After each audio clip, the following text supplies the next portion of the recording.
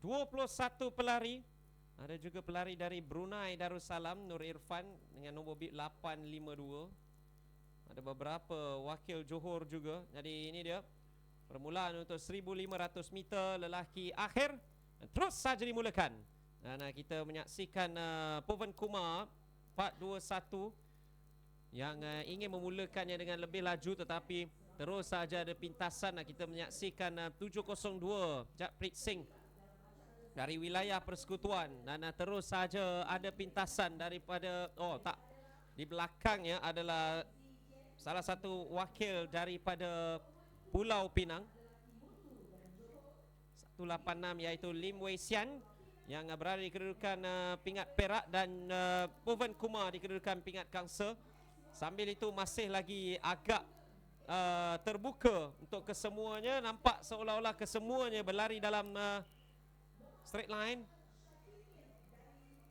Adanya sedikit kejaran. Jangan dilupa ada dua lagi pusingan selepas ini. Dua pusingan seterusnya 654 iaitu Jet Tear juga berada dalam mix tersebut. Kita sudah pun melepasi 2 minit. Dan adanya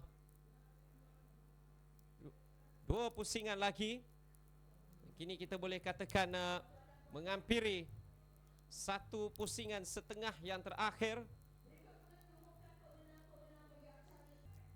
Visvaraj 445, satu lagi wakil Johor. Beliau kini berada pada kedudukan pingat perak dan terus saja ingin memimpin perlumbaan.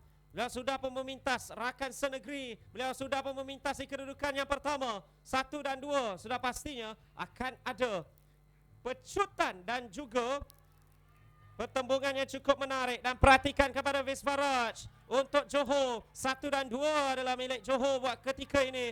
Dengan ada kejaran juga daripada Sivesh Rao. Adakah 1, 2, 3 akan mampu dilakukan oleh Johor? Nampak seolah-olahnya begitulah yang akan dilakukan apabila Lim Wei Sian dipotong oleh saat-saat akhir oleh 3 wakil Johor. Dan adanya pintasan, adanya pecutan. 1, 2, 3 milik Johor. Tetapi yang akan menjadi milik Povan Kumar yang melakukan pecutan dan juga pintasan pada 50 meter yang terakhir. 45 Visvaraj. Begitu juga dengan